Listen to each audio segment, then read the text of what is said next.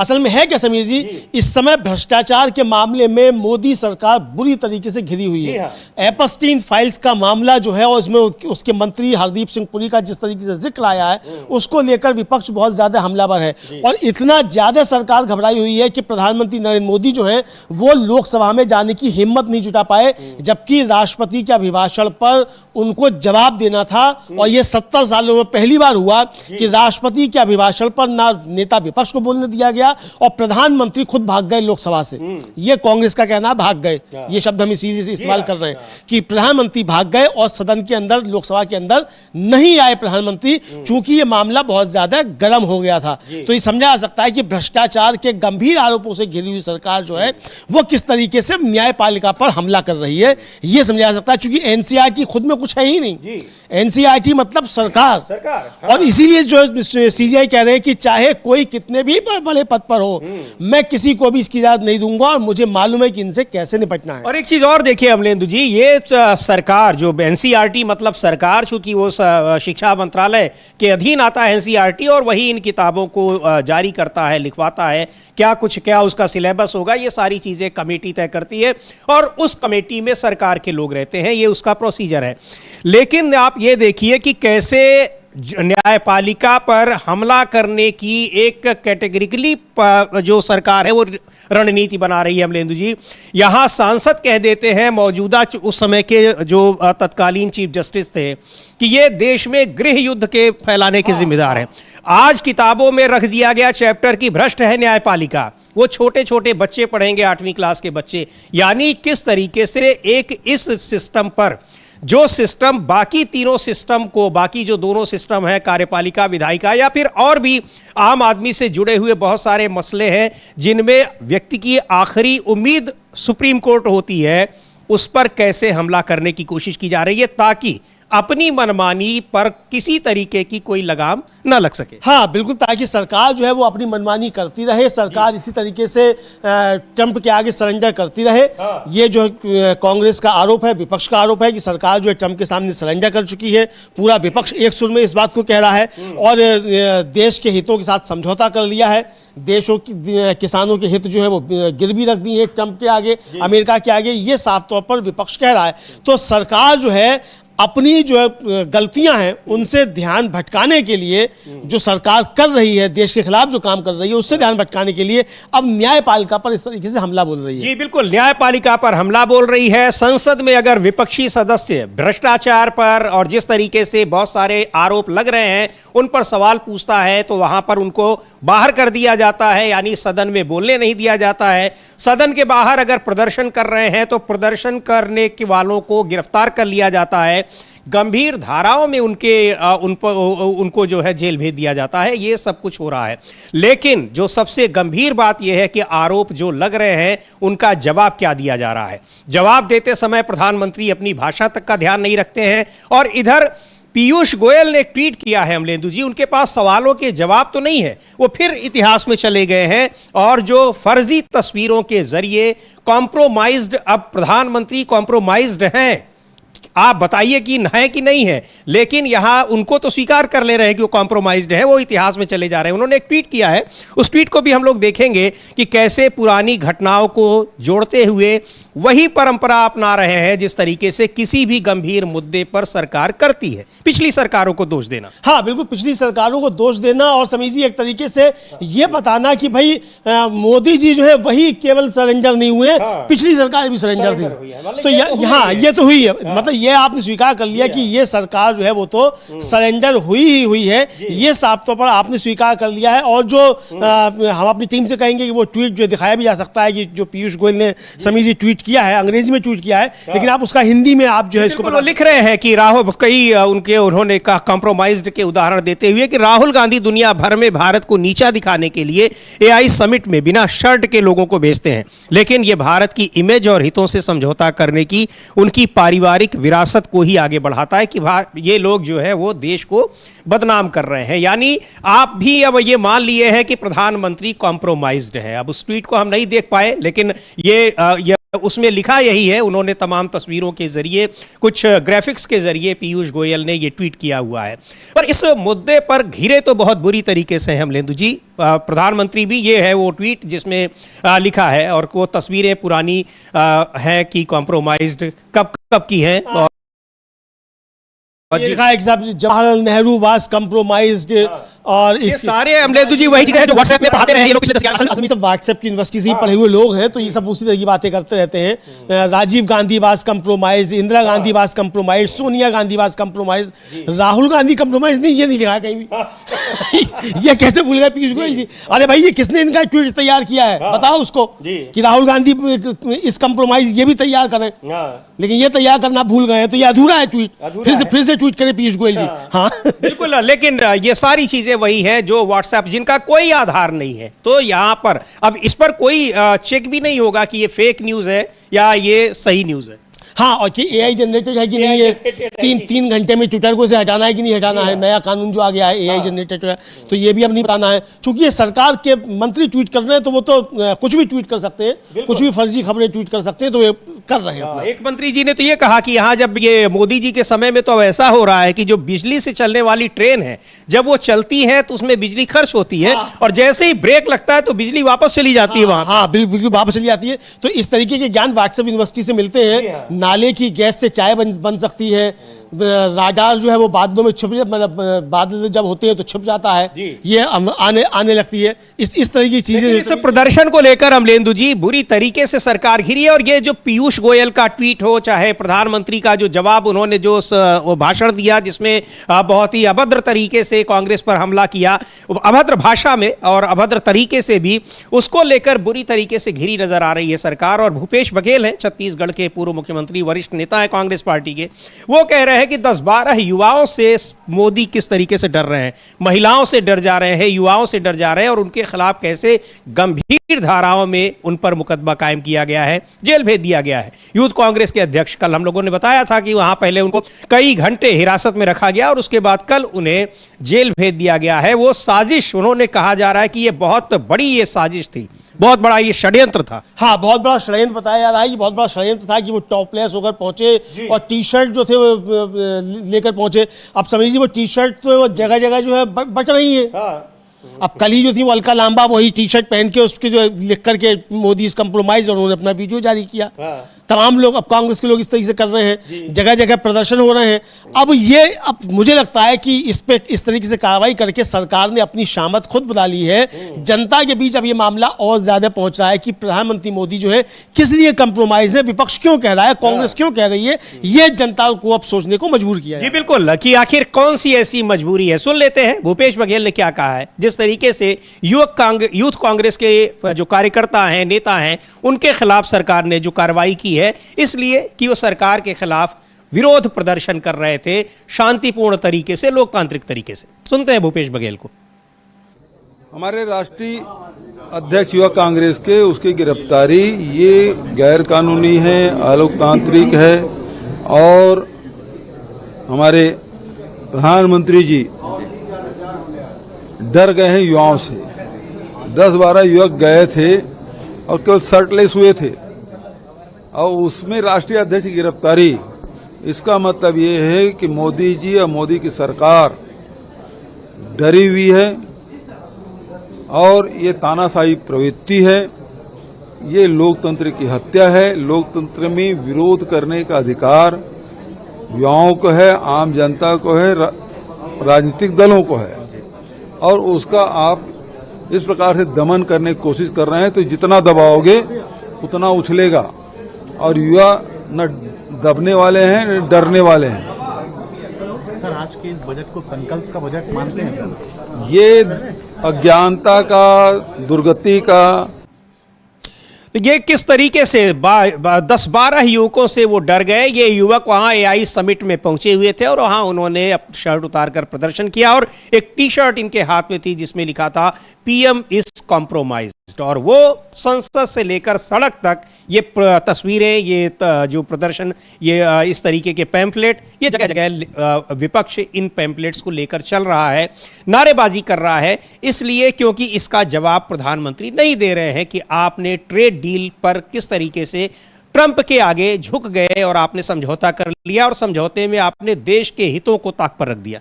हाँ, देश के हितों को आपने ताक पर रख दिया और देश के हितों को ताक पर ही नहीं रख दिया बल्कि आपने देश के हित जो थे वो गिरवी रख दिए आपने। ये विपक्ष का साफ तौर पर आरोप है कि जिस तरीके से आपने डील की है। अच्छा, और डील को भी देखिए क्या है, यानी आपने इंतजार नहीं किया कि वहां के सुप्रीम कोर्ट का आदेश क्या आना है, जबकि इससे पहले वहां की निचली अदालत थी वो ट्रंप की इस टैरिफ डील को लेकर सख्त मजम्मत कर चुकी थी जी। कई राज्य वहां की स्थानीय अदालतों ने खारिज किए थे उनके डील के। ये पता था कि वहां की जो सुप्रीम कोर्ट है वो इसको निरस्त कर ही देगी, क्योंकि उसमें ये उसके पास अधिकार ही नहीं है कि बिना कांग्रेस की स्वीकृति के, यानी बिना वहां की संसद की स्वीकृति के इस तरीके के आदेश वो जारी कर सके। हाँ, तो इसलिए आपने ये भी इंतजार नहीं किया। और कल तो राहुल गांधी ने बहुत गंभीर आरोप लगाया। राहुल गांधी ने कहा कि जब मैंने नरवणे की किताब का जिक्र किया तो प्रधानमंत्री घबरा गए पूरी तरीके से और शाम को ही उन्होंने ट्रंप को फोन किया कि भाई जो तुम करते हो वो करो, डील कर लो। तो ये इंतजार भी नहीं किया, तो घबराकर इन्होंने जब किया कि अब ये मामला इतना ज्यादा बढ़ रहा है तो ये सारी पोल खुल जाएगी, ये है। लेकिन कल राहुल गांधी ने, समीर जी, बहुत तगड़ी जो है चुनौती प्रधानमंत्री नरेंद्र मोदी को दी है और कहा है कि देखिए वहां के सुप्रीम कोर्ट ने खारिज कर दिया उसका टैरिफ। अगर तमाम दुनिया के जिन्होंने डील की थी सबने कहा कि हम ये डील अब खारिज करते हैं, चूंकि आपके सुप्रीम कोर्ट ने कह दिया हम ये डील खारिज करते हैं। लेकिन ट्रंप ने धमकी दी है और आपकी हिम्मत नहीं है कि आप इस डील को खारिज कर सके, और अगर हिम्मत है तो ये डील खारिज करके दिखाओ जी। मुझे लगता है कि मोदी जी को चैलेंज स्वीकार करना चाहिए। सुन लेते हैं एक बार। कल भोपाल में वहां पर किसान चौपाल जो हो रही थी, इस डील के खिलाफ बड़ी संख्या में कांग्रेस के कार्यकर्ता और कांग्रेस के किसान वहां मौजूद रहे। वहां उस जगह भाषण देते हुए राहुल गांधी ने यह चुनौती दी है प्रधानमंत्री नरेंद्र मोदी को। सुनते हैं क्या कहा उन्होंने। अमेरिका के सुप्रीम कोर्ट ने कहा कि ट्रंप ने जो टैरिफ लगाए हैं दुनिया में उनको हम रद्द करेंगे, और उन्होंने रद्द कर दिया। बाकी देशों ने बात सुनते ही कहा कि देखिए सुप्रीम कोर्ट ने रद्द कर दिया तो हम भी डील रद्द कर रहे हैं, मगर नरेंद्र मोदी के मुंह से एक शब्द नहीं निकला। मैं चैलेंज करता हूं नरेंद्र मोदी जी को, इस स्टेज से चैलेंज करता हूं। अमेरिका के सुप्रीम कोर्ट ने ट्रंप को कहा है कि आपके जो टैरिफ हैं उनको हम रद्द कर रहे हैं। मैं चैलेंज करता हूं नरेंद्र मोदी को कि आप हिंदुस्तान और यूएस की डील को रद्द करके दिखा दीजिए। दम है तो करके दिखा दीजिए। ये नहीं कर सकते हैं। बीजेपी के कार्यकर्ताओं, मैं आपको बता रहा हूं, ये नहीं कर सकते हैं क्योंकि इन पर अमेरिका का, ट्रंप का दबाव है। ये नहीं कर सकते हैं क्योंकि एप्स्टीन की धमकी है और अदानी का जो क्रिमिनल केस है वो इनके सिर के ऊपर लटका हुआ है। हिंदुस्तान को धोखा दिया है। तो ये किस नहीं कर सकते हैं। अब तो बिल्कुल खुलकर राहुल गांधी बार बार ये बता रहे हैं कि सबसे मुख्य बात है एप्स्टीन फाइल्स और अडानी का बिजनेस। अडानी जिस तरीके से बहुत सारे केसेस में वहां फंसे हुए हैं, और अडानी का मतलब प्रधानमंत्री मोदी। ये बार बार राहुल गांधी इस बात को दोहराते हैं, संसद तक में उन्होंने कहा है। हाँ, बिल्कुल, संसद में भी कहा है और बार बार जो है इसको दोहराते हैं राहुल गांधी। और आज मतलब कल तो जो है और खुलकर उन्होंने राहुल गांधी ने कहा है कि अडानी के जो ऊपर जो केस चल रहा है वो, और एप्स्टीन फाइल में जो प्रधानमंत्री के इनके मंत्रियों का नाम आया है, इसकी वजह से साफ तौर पर प्रधानमंत्री नरेंद्र मोदी कंप्रोमाइज हैं और इसलिए उन्होंने देश के हित बेच दिए हैं और किसानों के साथ धोखा किया। आप तो साफ तौर पर ये धोखा शब्द का इस्तेमाल कर रहे हैं। देश के साथ धोखा किया है, यानी नरेंद्र मोदी ने देश के साथ विश्वासघात किया है। यह साफ तौर पर राहुल गांधी का, और यही बात मल्लिकार्जुन खड़गे भी कह रहे हैं कि आपके दोस्त हैं, आप उनसे हमेशा बातचीत किया करते थे, क्या यही सब बात कर रहे थे? आप देश को बेचने की बात कर रहे थे। मल्लिकार्जुन खड़गे को भी सुनते हैं। जबरदस्त हमला बोला है, सरकार खामोश है चूंकि इस जवाब कोई नहीं है, लेकिन जवाब देने के बजाय वो ऊट पटांग ट्वीट कर रहे हैं एक मंत्री, और प्रधानमंत्री की भाषा बता रही है कि किस तरीके से इस पूरे प्रकरण में वो गंभीर रूप से फंसे हुए हैं। सुनते हैं मल्लिकार्जुन खड़गे क्या कह रहे हैं। मोदी जी एक जमाने से, और पहले भी शुरू में, पहले तो 8-10 साल पहले ये कहते थे अमेरिका राष्ट्रपति ट्रंप को अपना दोस्त मानते थे। अरे हम तो चाय पे बात करते हैं, रोज उठते ही एक दूसरे को नमस्ते करते हैं। ये ढोल पीटने वाला कौन? मोदी जी। आपको मालूम है, और बीजेपी के लोगों को जानना चाहिए। अरे जो मोदी जी रोज उठ के चाय पे बात करते थे, तो क्या बात करते थे? क्या हमारे भारत को बेचने का काम करते थे? क्या हमारे किसानों को बेचने का काम करते थे? क्या हमको गुलामी डालने का बात करते थे? इतना डरपोक प्राइम मिनिस्टर मैं अपने जिंदगी में कभी नहीं देखा। इतना डरपोक प्रधानमंत्री मैंने कभी नहीं देखा, और इतना बेईमान धोखेबाज। इस तरह से पिछले 3-4 साल पहले कहीं पर जब किसान आंदोलन जब चल रहा था, राजस्थान में गया हुआ था, वहां एक करीब 80-85 साल के बुजुर्ग, बिल्कुल यही भाषा उनकी थी अमलेंदु जी। उनका कहना था कि कभी इतने सारे प्रधानमंत्री आए, इतनी पार्टियों के आए, हमने कभी इस तरह से इतना जो झूठा प्रधानमंत्री नहीं देखा। और अब डरपोक, ये सारी चीजें आखिर क्यों कही जा रही हैं? इनके जवाब आपके पास क्या है?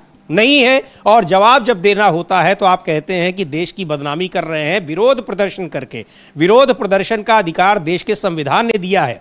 आप कहीं भी कर सकते हैं शांतिपूर्ण तरीके से, हिंसक नहीं होना चाहिए। शांतिपूर्ण विरोध प्रदर्शन तो संसद के भीतर होता है। उससे ज्यादा सुरक्षित जगह कौन सी है? बिल्कुल बिल्कुल, संसद के अंदर जो प्रदर्शन होता है और जो शांतिपूर्ण होता है, वहां भाई आप कुछ लेकर भी नहीं जा सकते, है ना? तो वहां सबसे ज्यादा सुरक्षित तो आप वहीं है। लेकिन अगर समीर जी लोकसभा के अंदर अगर प्रधानमंत्री असुरक्षित है और नहीं जा रहा वहां, तो इसका मतलब कि देश बहुत असुरक्षित हाथों में है। इतना कम प्रधानमंत्री तो 70 सालों में कभी देश ने नहीं देखा कि जो लोकसभा में घुसने की हिम्मत नहीं कर पाए अपनी सुरक्षा की वजह से। लेकिन अब यह है कि आप कितना अब उसको रोकेंगे? वहां 10-12 लोग टी शर्ट लेकर गए थे, अब यहाँ हजारों टी शर्ट पर लिखिए। और एक और स्लोगन अब लिखा हुआ आ गया। मुझे लग रहा है कि वो मल्लिकार्जुन खड़गे की इस भाषण से प्रभावित है। कांग्रेस पार्टी ने उस टी शर्ट को, ये देखिए, ये डरपोक पीएम, ये लिखा हुआ है कि पीएम इज कॉम्प्रोमाइज्ड, ये ट्वीट किया है। और एक टी शर्ट है, प्रिंटेड है, जिस पर प्रधानमंत्री की तस्वीर है। डरपोक पीएम, पीएम इज कॉम्प्रोमाइज्ड। और रोमन लिपि में नीचे लिखा है टी शर्ट से भी डरता है। हाँ, नीचे ये तो मैं पढ़ ही नहीं पाया। टी शर्ट से भी डरता है, ये चीज लिखी हुई है। क्योंकि ये टी शर्ट ही लेकर प्रधानमंत्री, वहां प्रधानमंत्री के सामने भी नहीं, वो तो एआई समिट में ये प्रदर्शन हो रहा था। और इस कम से कम इस प्रदर्शन के जरिए देश की लोकतांत्रिक, देश की इज्जत रह गई। नहीं तो ये पता चल रहा था कि वहां किस तरीके से एआई समिट का आयोजन हो रहा है कि प्रधानमंत्री चले जा रहे हैं तो 8 घंटे तक वहां पर पिन ड्रॉप साइलेंस छा जाती है। सारे लोग रुक जाते हैं, सड़क के बाहर भी और वहां पर कैंपस के अंदर भी। और उसके बाद क्या कुछ वहां हो रहा है, चोरी की जा रही है, क्या वहां पर किस तरीके से दूसरे देशों के प्रोजेक्ट को लाकर, दूसरे देशों के मॉडल को लाकर अपना बताया जा रहा है। पूरी दुनिया में बदनामी हुई। कम से कम इसके जरिए जो युवक कांग्रेस के नए कार्यकर्ताओं ने वहां पर किया, उसके जरिए ये तो पता चला कि नहीं, देश में लोकतंत्र है। लेकिन अब उनके खिलाफ जिस तरह से अमलेदु की कार्रवाई हो रही है, उससे फिर यह साबित हो रहा है कि लोकतंत्र यहां खतरे में है। जो विपक्ष आरोप लगाता है वो सही साबित हो रहा है। बिल्कुल बिल्कुल, ये विपक्ष जो आरोप लगाता है तो, और सरकार जो है समीर जी, वो विपक्ष के आरोपों को ही सही साबित करती नजर आ रही है।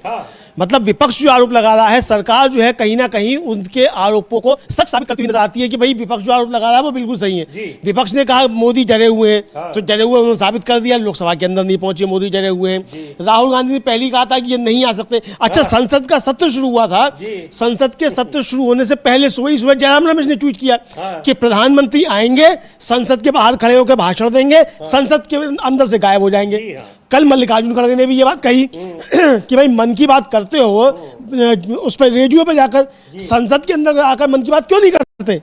वहां डर लगता है आपको।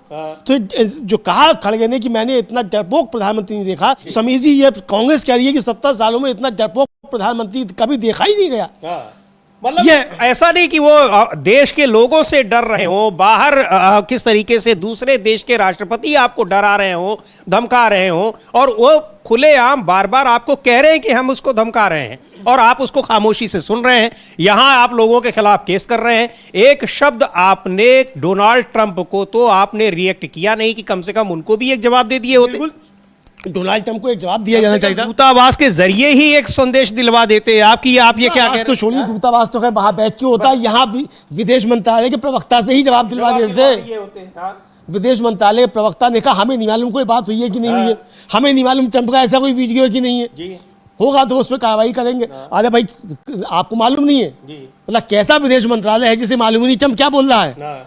आप नहीं रखते नजर कि ट्रंप क्या बोल रहा है और दुनिया में क्या चल रहा है? तो ऐसा तो हमारा विदेश मंत्रालय बना दिया है मोदी जी ने, क्योंकि विदेश मंत्री तो विदेश मंत्रालय चला ही नहीं रहा है, वो तो जाकर सिर्फ सेमिनार्स में भाषण दे रहा है जाकर। ये भी बहुत गंभीर बात आपने कही है, और ये कहा जा रहा है, ये भी आरोप लगे हैं, कुछ रिपोर्ट्स आई हैं कि जो ये डील हुई है, इस डील की जानकारी कैबिनेट तक को नहीं थी। अमलेंदु जी, कैबिनेट को नहीं थी, कृषि मंत्री को नहीं थी, वाणिज्य मंत्री को नहीं थी, रक्षा मंत्री को नहीं थी, विदेश मंत्री को नहीं थी, गृह मंत्री को भी नहीं थी, ये जानकारी किसी को नहीं थी। तो ये साफ तौर पे अगर जानकारी थी तो भाई आकर कोई बता दे कि क्या डील हुई है, दस्तखत किसने किए उस डील पर?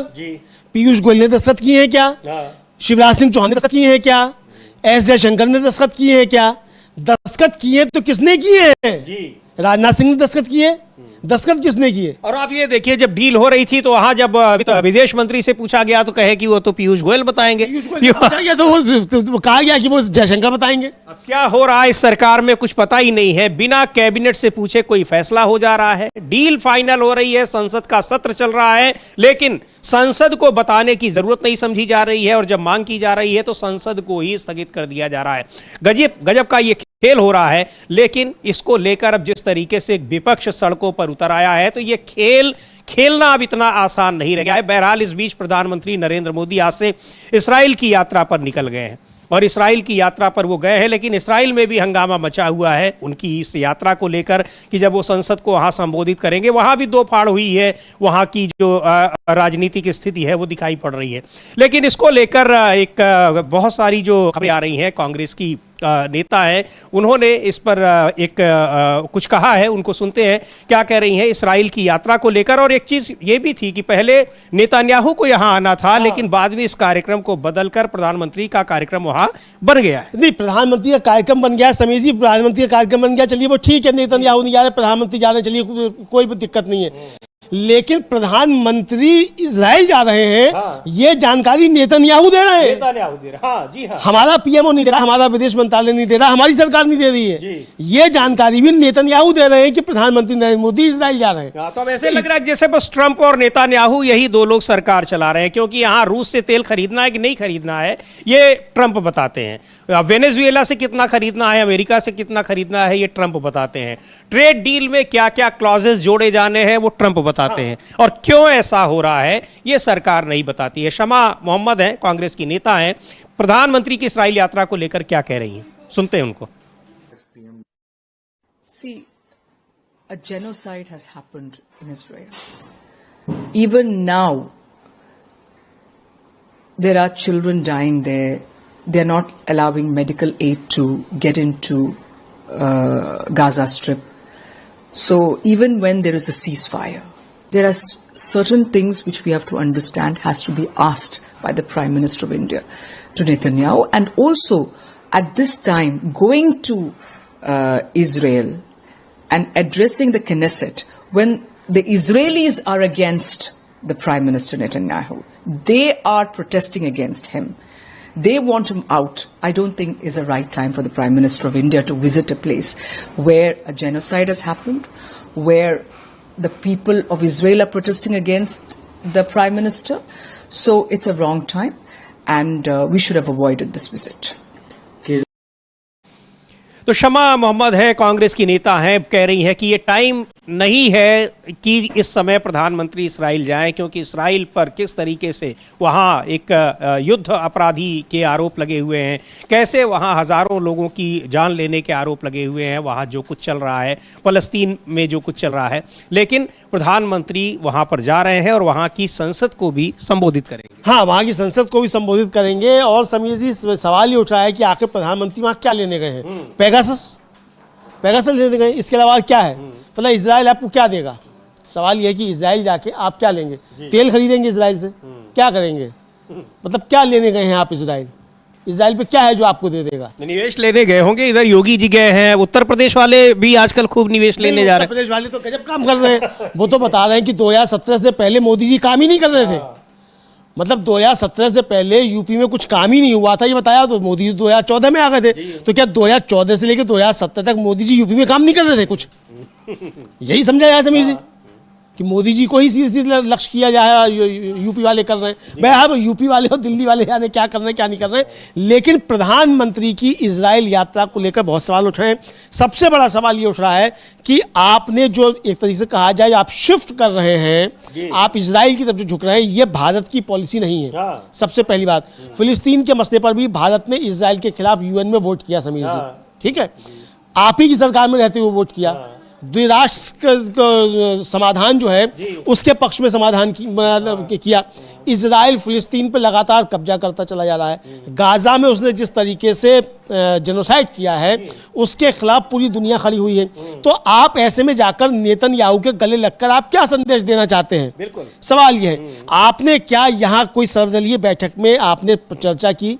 विदेश नीति नरेंद्र मोदी की नीति नहीं है, विदेश नीति भारतीय जनता पार्टी की नीति नहीं है, विदेश नीति देश की नीति है। और जब देश की नीति है तो पूरे देश को इसमें साथ में लेना पड़ेगा, विपक्ष को भी लेना पड़ेगा, सिविल सोसाइटी को लेना पड़ेगा, और तमाम समाज के जो हिस्से हैं उनसे आपको चर्चा करनी पड़ेगी, तब विदेश नीति आपकी तय होती है। ऐसा नहीं है कि मोदी जी जाकर गले पड़ जाए नेतन्याहू की तो वहाँ हो गया विदेश नीति। और उस विदेश नीति का असर तो दिखाई भी पड़ गया अमलेंदु जी की जब जरूरत पड़ी तो आपके पास अफगानिस्तान केवल खड़ा रहा, बाकी कोई देश कोई खड़ा नहीं हुआ आपके साथ में जाकर। अफगानिस्तान केवल खड़ा हुआ, और वो अफगानिस्तान खड़ा हुआ जिस तालिबान का अफगानिस्तान, जिस तालिबान को आप आतंकवादी कहते रहते थे, आप उसी के साथ जाकर खड़े हुए। लेकिन इसको लेकर इमरान मसूद है कांग्रेस के सांसद, उन्होंने भी टिप्पणी की है और प्रधानमंत्री की इस यात्रा की आलोचना की है।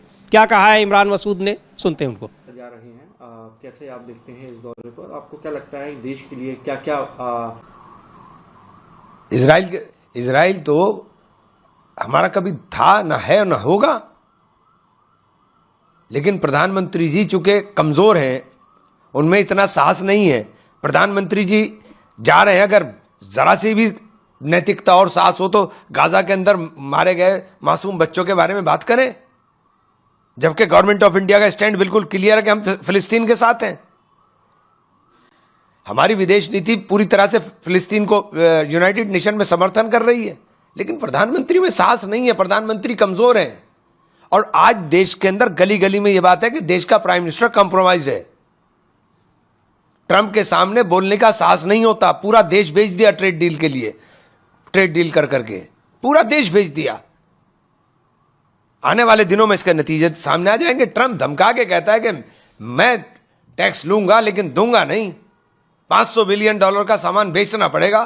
तो हमारा क्या होगा? हमारे किसान कहां जाएंगे? हमारे कारोबारी कहां जाएंगे? कुल मार्केट कितनी बड़ी है? हमारी मार्केट का आकार कितना है? जब आप हमारी मार्केट का आकार देखोगे तब अंदाजा होगा ना हमारी अर्थव्यवस्था कितनी है। 45 लाख करोड़ की बात कर रहे हैं, हमारी अर्थव्यवस्था है उसको झेलने लायक? आप सब खत्म कर दोगे बस। ट्रंप का आपने जिक्र किया, ट्रंप ने मैंने रुकवाया और नहीं तो करोड़ों लोग जो है वो मारे जाते इसमें।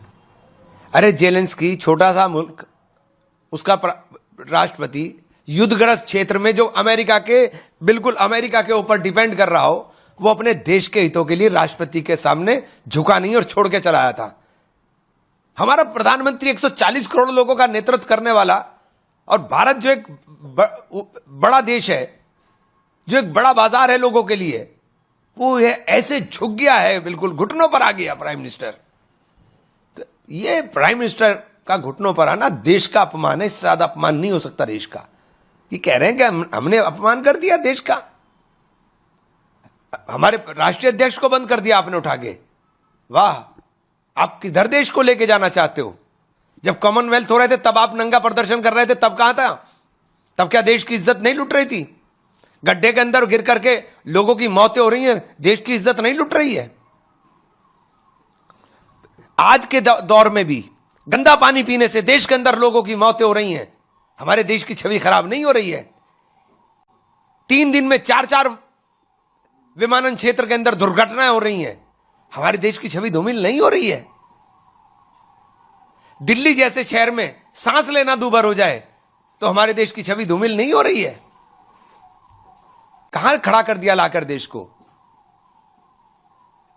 अधिकार है यह लोकतंत्र के अंदर कि हम विरोध कर सकें। यूनाइटेड नेशन से बड़ा प्लेटफॉर्म नहीं था यह इवेंट। यूनाइटेड नेशन में भी मणिपुर की लड़की ने जाकर के किया था प्रोटेस्ट, मणिपुर की लड़की ने जाकर यूनाइटेड नेशन में किया था।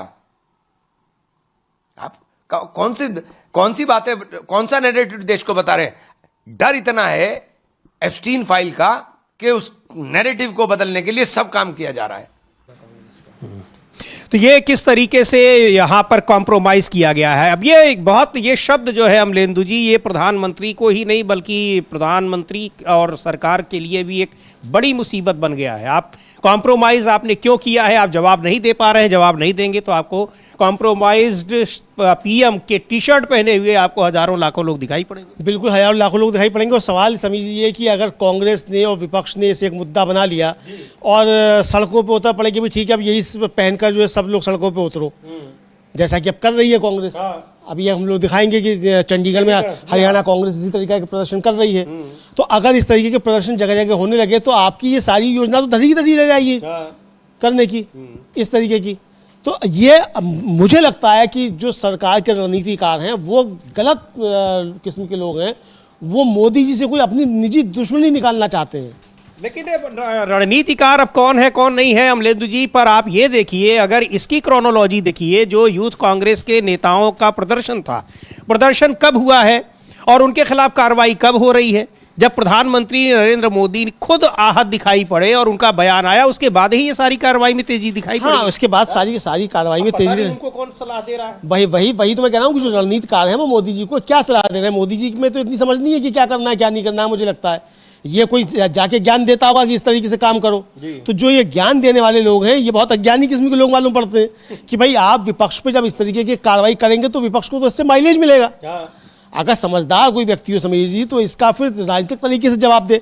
आप जो है राजनीतिक मसलों के जवाब पुलिस के जरिए देने लगते हैं। तो इसमें होता क्या है कि सरकार की छवि ही खराब होने लगती है और ये संदेश जाने लगता है जो विपक्ष दे रहा है कि सरकार कमजोर है, प्रधानमंत्री कंप्रोमाइज है। ये संदेश जो देना चाहता है विपक्ष में जाने लगता है। बिल्कुल। और यहाँ पर सड़कों पर उतर आए हैं। कल जिस तरीके से भोपाल में एक बड़ा सम्मेलन हुआ और आज हरियाणा की राजधानी चंडीगढ़ में वहाँ कांग्रेस पार्टी का एक प्रदर्शन हो रहा है। देखते हैं क्या कुछ कहा जा रहा है। कॉम्प्रोमाइज्ड पीएम और अब तो एक और डरपोक पीएम। तो इस तरह के नारे लग रहे हैं। इन नारों को प्रिंट किए हुए टी शर्ट वहाँ पर दिख रहे हैं। ये है जुमला नहीं चाहिए हमें रोजगार चाहिए, मनरेगा बचाओ और विधानसभा का घेराव हो रहा है। देखते हैं क्या कुछ नारेबाजी इसमें हो रही है। कांग्रेस पार्टी का ये प्रदर्शन है चंडीगढ़ में।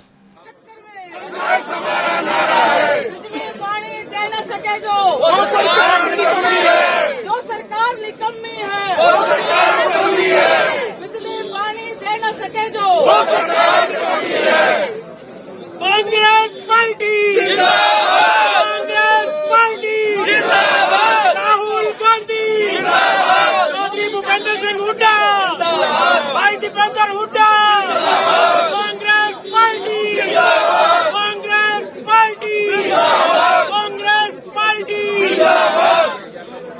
बीजेपी देश बचाओ, कांग्रेस पार्टी पीछे राहुल गांधी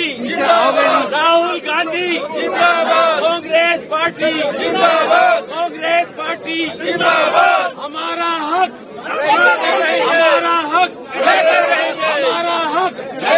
बुजुर्गों की पेंशन लेकर रहेंगे। बुजुर्गों की बहाल करो कांग्रेस। तो ये वहाँ प्रदर्शन हो रहे हैं, विधानसभा का घेराव किया गया है वहाँ। लेकिन लग रहा है कि उत्तर प्रदेश जैसी सख्त सरकार नहीं है अमलेंदु जी, वहाँ तो घेराव करने ही नहीं दिया गया, नेताओं को ही नजरबंद कर दिया गया। हाँ, सख्त सरकार ये लोग पहुँच गए। हाँ, यहाँ पहुँच गए। असल में वहाँ पता नहीं क्या है, चूंकि चंडीगढ़ जो है वो केंद्र शासित है तो इसका मतलब कमजोर गृह मंत्री है, यही हो सकता है। तो ये भी संदेश हो सकता है कि कमजोर गृह मंत्री है, पर हमें पता नहीं कि क्या है क्या नहीं है, लेकिन वहाँ किया जा रहा है प्रदर्शन। ये वहाँ की तस्वीरें हैं, चंडीगढ़ की तस्वीरें हैं समीर जी। लेकिन इस तरीके के प्रदर्शन अब जगह जगह हो रहे हैं, ये साफ तौर पर आ रहा है और ये प्रदर्शन अब रुकने वाले नहीं है।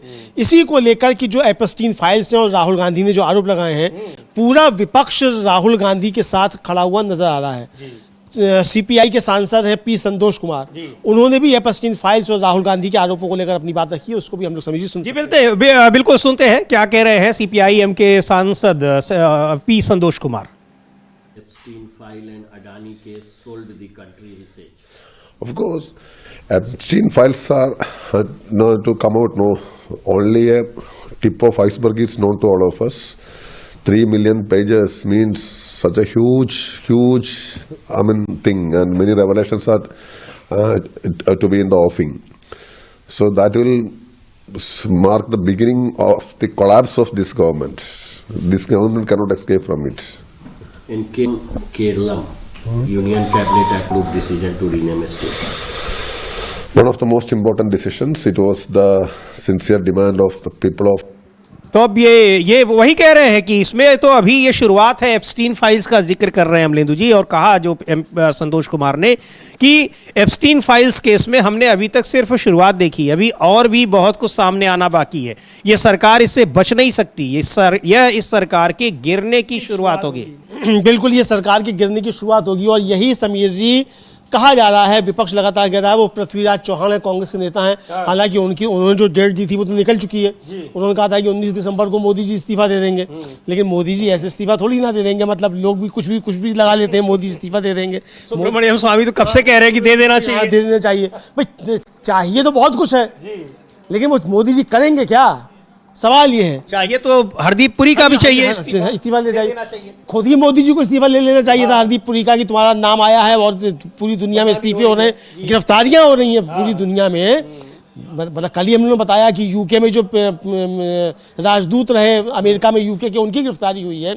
उससे पहले वहाँ प्रिंस चार्ल्स की गिरफ्तारी हुई वहाँ यूके में, नॉर्वे के एक्स प्राइम मिनिस्टर की गिरफ्तारी हुई। पूरी दुनिया में इस तरीके की गिरफ्तारियां हो रही हैं एप्स्टीन फाइल्स में।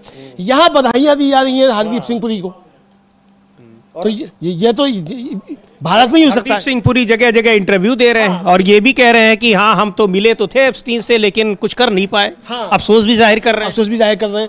तो ये साफ तौर पर देखा जा सकता है समीर जी कि यहाँ किस तरीके से गलत कामों को भी ग्लोरीफाई किया जाता है। ये भारत में ही हो सकता है, न्यू इंडिया है ये, चूंकि ये 2014 के बाद का न्यू इंडिया है, तो ये यही हो सकता है कि इस तरीके के गलत कामों को ग्लोरीफाई किया जाए। बिल्कुल ये चीज है, लेकिन इस तरीके से अब ये दिखाई पड़ रहा है कि इन सारे मुद्दों पर सरकार घिरी है तो संसद ना चलने दे, कितना भी रोकने की कोशिश करे, बेमतलब की चीजों को मुद्दा बनाए, पर दिखाई पड़ रहा है कि संसद के बाद जनता भी सड़कों पर उतरी हुई दिखाई पड़ रही है। यह तस्वीरें चंडीगढ़ की हैं। कुछ पिछले हफ्ते हम लोगों ने उत्तर प्रदेश में देखी, विधानसभा का किस तरीके से घेराव कर रहे थे कांग्रेस के नेता। कल भोपाल में जिस तरह से कितना बड़ा सम्मेलन हुआ है, तो ये सारी चीजें ये बता रही हैं कि पूरे देश में सड़कों पर लोग सरकार के खिलाफ उतर गए हैं। चूंकि बड़ा मुद्दा है, सबसे ज्यादा इसमें जो नुकसान हो रहा है अमलेंदु जी, वो किसानों का नुकसान हो रहा है, और किसानों के हितों को किस तरीके से बिल्कुल उससे समझौता कर लिया गया है। तो कॉम्प्रोमाइज्ड पीएम विपक्ष यूं ही नहीं कह रहा है, किसान संगठन भी सड़कों पर उतरने की तैयारी में है। बिल्कुल किसान संगठन उतरने की तैयारी में हो। समीर जी, आपको याद होगा कि अभी राहुल गांधी से 17 किसान संगठनों के नेता जो थे, उन्होंने जाकर मुलाकात की थी और उसी में तय हुआ कि भोपाल से इसकी शुरुआत की जाएगी और यह कार्यक्रम जो है वो किए जाएंगे, किसानों की चौपाल जो है लगाई जाएगी, ये साफ तौर पर कहा गया था। तो अब ये समीर जी देखा जा सकता है कि किस तरीके से अब ये किसानों का आंदोलन भी जो है वो बड़ा स्तर पे होने जा रहा है, ये साफ तौर पे समझा जा सकता है। ये बिल्कुल ये इसमें किसान भी सड़कों पर उतर रहे हैं और ये कांग्रेस पार्टी के नेता जगह जगह इसको लेकर प्रदर्शन कर रहे हैं। जो ट्रेड डील हुई है, प्रधानमंत्री ने क्यों समझौता किया है, वो इसका जवाब दें। क्यों उन्होंने किसानों के हितों को पूरी तरीके से इग्नोर कर दिया है, भारत के हितों को इग्नोर कर दिया है और अमेरिका को फायदा हो इसलिए उन्होंने ये सारी ये इस डील को किया है। और इसकी जो टाइमिंग है उस पर भी बड़े सवाल उठ रहे हैं कि 6 महीने तक तो कोई डील पर कोई यह बात आगे बढ़ी नहीं। अचानक एप्स्टीन फाइल्स का मामला सामने आते ही डील तुरंत साइन हो जाती है। और अमलेंदु जी, जो मुझे लग रहा है आप कुछ जयराम रमेश ने कुछ लिखा है, शायद पीयूष गोयल ने जो ट्वीट था उस पर कुछ कहा। उस पर क्या ट्वीट किया है, मतलब जयराम रमेश ने एक तरीके से कहा है कि जो प्रधानमंत्री अभी जा रहे हैं इजराइल को लेकर कहा है कि किस तरीके से इजराइल मतलब फिलिस्तीन को मान्यता दी गई थी और उसमें पंडित नेहरू का क्या रोल था, यह लेकर किया। और उन्होंने ट्वीट किया है, अपनी टीम से कहेंगे कि अगर वो दिखा सकते हो ट्वीट तो दिखाया भी जा सकता है वो ट्वीट क्या है, लेकिन आप बता जरूर दीजिए समीर जी कि जयराम रमेश ने क्या लिखा है। वो लिख रहे हैं कि 20 मई 1960 को जवाहरलाल नेहरू गजा में थे और वहां यूनाइटेड नेशंस इमरजेंसी फोर्स में तैनात भारतीय टुकड़ी से मिले थे। 29 नवंबर 1981 को भारत ने फलस्तीन के साथ एकजुटता व्यक्त करते हुए एक स्मारक डाक टिकट जारी किया था। 18 नवंबर 1988 को भारत ने औपचारिक रूप से फलस्तीन राज्य को मान्यता दी थी। वो एक अलग दौर था। अब भारत के प्रधानमंत्री खुले तौर पर इस्राएल के प्रधानमंत्री के साथ अपनी घनिष्ठता दिखा रहे हैं, जिन्होंने गजा को मलबे और धूल में बदल दिया है और कब्जे वाले वेस्ट बैंक में अवैध बस्तियों के विस्तार की पूरी साजिश रच रहे हैं। जब पूरी दुनिया उनके प्रिय मित्र प्रधानमंत्री नेतान्याहू की आलोचना कर रही है, तब प्रधानमंत्री मोदी नैतिक कायरता का प्रदर्शन करेंगे, यानी वहां जो जा रहे हैं वहाँ जा रहे हैं। लेकिन जो आखिरी शब्द है समीर जी, उसको बड़े गौर से पूछिए, नैतिक कायरता का प्रदर्शन करेंगे। पीएम मोदी नैतिक कायरता का प्रदर्शन करेंगे। अब यानी डरपोक, कायर, कंप्रोमाइज, ये सारे शब्द प्रधानमंत्री के लिए विपक्ष अब इस्तेमाल कर रहा है और भारतीय जनता पार्टी इसका कोई माकूल जवाब नहीं दे पा रही है। तो यानी नैरेटिव के मोर्चे पर भी बीजेपी काफी ज्यादा पिछड़ती हुई दिखाई पड़ रही है। और आगे कौन दिखाई पड़ रहा है?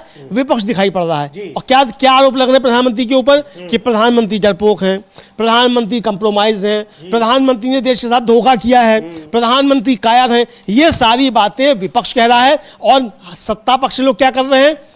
वो फर्जी व्हाट्सएप यूनिवर्सिटी का ज्ञान जो है वो बांट रहे हैं। और कौन कर भी रहे हैं अमलेंदु जी, ये भी बहुत हम लोग इस पर चर्चा कर भी चुके हैं कि ये जो बचाव प्रधानमंत्री का, या तो वो अपना खुद बचाव कर रहे हैं, उल्टी सीधी जिस तरीके से उन्होंने ये यूथ कांग्रेस के नेताओं के लिए कहा, उसके बाद उसमें केवल कभी पीयूष गोयल दिखाई पड़ रहे हैं, कोई वरिष्ठ मंत्री नहीं दिखाई पड़ रहा है। ना तो राजनाथ सिंह कहीं दिखाई पड़ रहे हैं, ना गडकरी दिखाई पड़ रहे हैं, और केवल एक दो मंत्री, और वो भी किस तरीके से बचाव कर रहे हैं। बचाव इस तरह से कर रहे हैं कि वो अपने ही जाल में और घिरते चले जा रहे हैं। अपने ही जाल में नहीं घिरते चले जा रहे हैं, बल्कि मोदी जी को ही उसमें फांसते चले जाते हैं। जब सारी बातें आती हैं तो ये सब हो सकता है। और समीर जी, इस समय एक बड़ी खबर जो है ये आ रही है कि बीएसपी के उत्तर प्रदेश में इकलौते विधायक हैं उमा शंकर सिंह, बलिया के हैं और बीजेपी में थे पहले, और 2022 में जो थे वो उनको टिकट नहीं मिला तो बीएसपी में चले गए।